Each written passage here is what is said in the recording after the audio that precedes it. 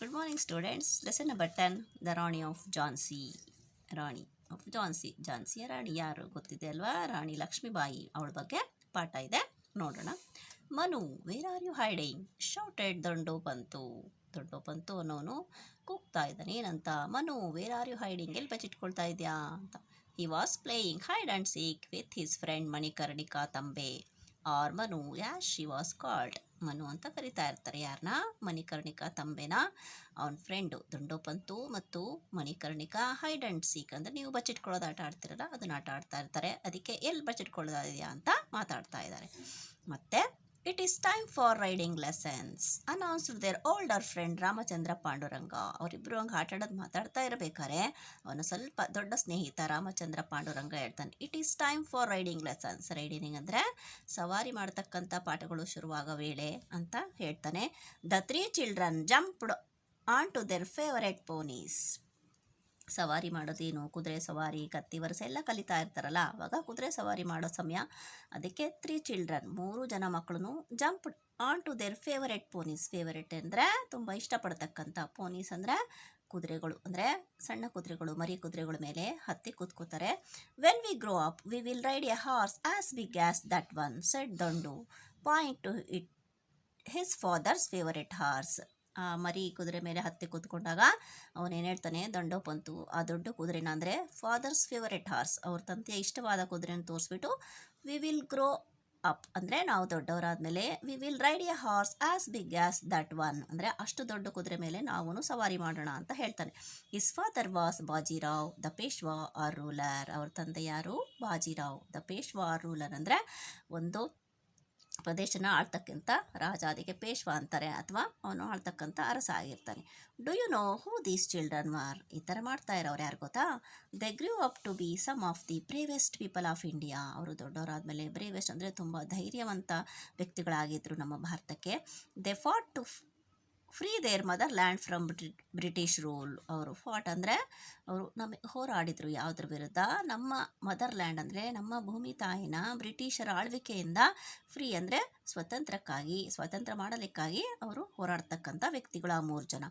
ದಂಡೋಪಂತು grew up to be a Peshwa and fighter known as Nana Saheb. ಏನು ನಾವು ನಾನಾ ಸಾಹೇಬ್ ಅಂತ ಕರಿತೀವ, ಅವನ ದಂಡೋಪಂತನವನು ದೊಡ್ಡವನಾದಮೇಲೆ ನಾನಾ ಸಾಹೇಬ್ ಅಂತ ಆಗಿ ಅವನು ಒಂದು ಪೇಶ್ವಾ ಆಗಿ ಮತ್ತು ಎಲ್ಲ ಬ್ರಿಟಿಷರ ವಿರುದ್ಧ ಹೊರಡ್ತಕ್ಕಂಥ ವ್ಯಕ್ತಿ ಆಗಿದ್ದ. Ramachandra became a brave warrior known as Tantya Tope. ಮತ್ತು ಈ ರಾಮಚಂದ್ರ ಯಾರಪ್ಪ ಅಂದರೆ ತಾಂತ್ಯ ಟೋಪಿ ಅಂತ ಹೆಸರಾಗಿದ್ದನಲ್ಲ, ಬ್ರೇವ್ ವಾರಿಯರ್ ಅಂದರೆ ತುಂಬ ಧೈರ್ಯವಂತ ಶೌರ್ಯವಂತನಾದ ಸೈನಿಕ ಈ ತಾಂತ್ಯ ಟೋಪಿ. And Manu, she was one of the bravest women ever in India. Rani Lakshmibai the Rani of Jhansi. ಈ ಮನು ಯಾರು? ಮಣಿಕರ್ಣಿಕಾ ಅಂದರೆ ನಾವು ಝಾನ್ಸಿ ರಾಣಿ ಲಕ್ಷ್ಮೀಬಾಯಿ ಅಂತ ಕರಿತೀವಿ. ಅವಳು she was the one of the bravest women ever in India ಅಂದರೆ ಈ ಭಾರತದಲ್ಲಿ ಅತಿ ಶೌರ್ಯವಂತ ಮತ್ತು ಧೈರ್ಯವಂತ ಮಹಿಳೆಯಾಗಿದ್ಲು, ಮತ್ತು ಬ್ರಿಟಿಷರ ವಿರುದ್ಧ ಹೊರಡ್ತಕ್ಕಂಥ ಮಹಿಳೆ ಆಗಿದ್ಲು ಇವಳು. Manu's childhood was different from that of other girls of her time. ಈ ಮನು ಮಣಿಕರ್ಣಿಕಾ ಅಥವಾ ಝಾನ್ಸಿ ರಾಣಿ ಲಕ್ಷ್ಮೀಬಾಯಿ ಚೈಲ್ಡ್ಹುಡ್ ಅಂದರೆ ಬಾಲ್ಯ ಬೇರೆ ಎಲ್ಲರ ಥರದ ಇರಲಿಲ್ಲ, ಅವಳದ್ದು ತುಂಬ ಬೇರೆ ಥರನೇ ಇತ್ತು ಅವಳ ಬಾಲ್ಯ. ಹರ್ father worked in the court of Bajirao the Peshwa. ಆಗ ಅಲ್ಲಿ ಏನು ಆಳ್ತಾ ಇರ್ತಾರೆ ಆ ಪೇಶ್ವೆ ಬಾಜಿರಾವು, ಅವರ ಆಸ್ಥಾನದಲ್ಲಿ ಅವರ ತಂದೆ ಕೆಲಸ ಮಾಡ್ತಿರ್ತಾನೆ. So Manu grew up with the boys in the Peshwa's household. ಆದ್ದರಿಂದ ಅಲ್ಲೇ ಕೆಲಸ ಮಾಡ್ತಾ ಇರೋದ್ರಿಂದ ಅವರೆಲ್ಲ ಅಲ್ಲೇ ವಾಸ ಮಾಡ್ತಾ ಇರ್ತಾರೆ. ಆಗ ಪೇಶ್ವಾ ಅವರ ಮಕ್ಕಳ ಜೊತೆ ಇವಳು ಮಣಿಕರ್ಣಿಕನು ಬೆಳೀತಾ ಇರ್ತಾಳೆ.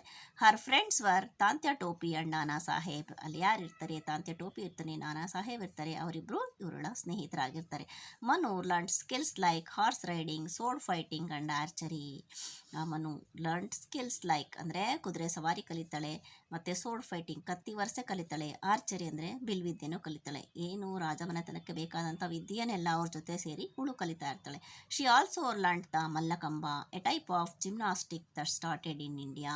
ಮಲ್ಲಕಂಬ ಅದು ಒಂದು ಕಲೆ, ಅದನ್ನು ಸಹ ಅವಳು ಅವಾಗಿನ ಭಾರತದಲ್ಲಿ ಪ್ರಾರಂಭ ಆಗಿರುತ್ತೆ. ಅದು ಒಂದು ಜಿಮ್ನಾಸ್ಟಿಕ್, ಅದನ್ನು ಅವಳು ಕಲಿತಾಳೆ.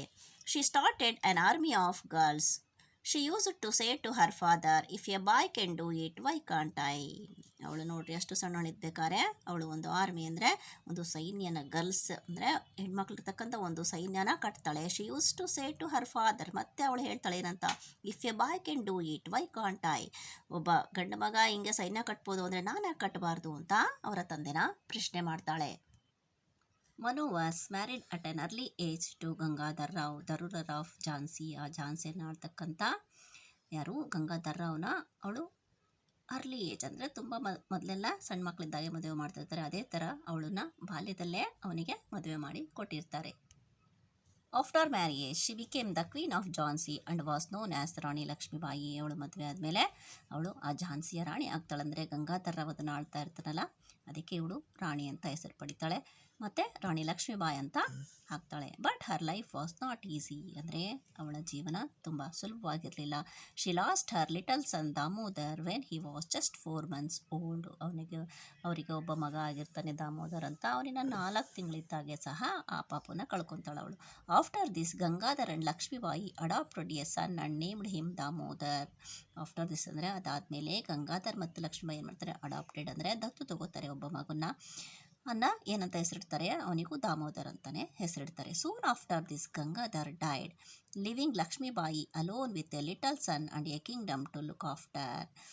ಆ ಮಗುನ ದತ್ತು ತಗೊಂಡಾದ ಕೆಲವೇ ದಿನಗಳಲ್ಲಿ ಗಂಗಾಧರ್ ಡೈಡ್ ಅಂದರೆ ಅವನು ಸಾಯ್ತಾನೆ. ಲಿವಿಂಗ್ ಲಕ್ಷ್ಮೀಬಾಯಿ ಅಲೋನ್ ಅಂದರೆ ಲಕ್ಷ್ಮೀಬಾಯಿನ ಒಬ್ಬಳನ್ನೇ ಮತ್ತು ಆ ಸಣ್ಣ ಮಗನ್ನ ಬಿಟ್ಟು ಅವನು ಸತ್ತು ಹೋಗಿರ್ತಾನೆ. ಮತ್ತು ಕಿಂಗ್ಡಮನ್ನು ಝಾನ್ಸಿನ ಆಳ್ತಕ್ಕಂಥ ಕರ್ತವ್ಯ ಲಕ್ಷ್ಮೀಬಾಯಿದಾಗಿರುತ್ತೆ.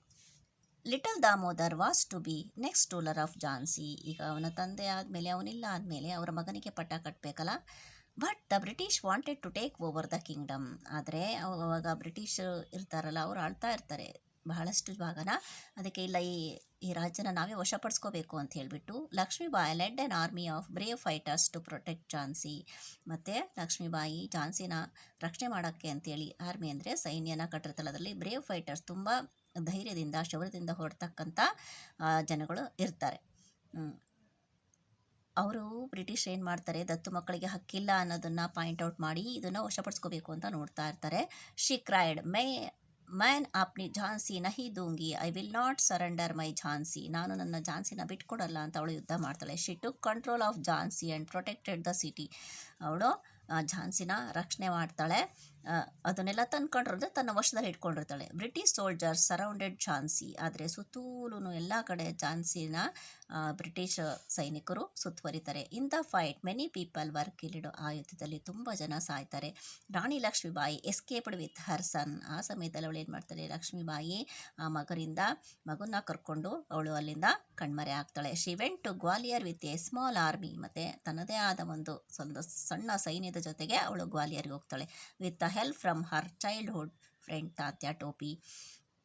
ಶಿ ಓನ್ ಗ್ವಾಲಿಯರ್, ಮತ್ತು ಆಮೇಲೆ ಸೈನ್ಯ ಕಟ್ಟಿ ಅವರ ಫ್ರೆಂಡು ತಾತ್ಯ ಟೋಪಿಯ ಸಹಾಯದಿಂದ ಮತ್ತೆ ಗ್ವಾಲಿಯರ್ನ ಗೆಲ್ತ್ಕೋತಾಳೆ. ದೇಡ್ ಮೇಡ್ ನಾನಾ ಸಾಹೇಬ್ ದ ಪೇಶ್ವಾ. ಗ್ವಾಲಿಯರ್ಗೆ ನಾನಾ ಸಾಹೇಬನ್ನು ಅಲ್ಲಿನ ಆಳಕ್ಕಾಗಿ ಪೇಶ್ವನ್ನಾಗಿ ಮಾಡ್ತಾರೆ.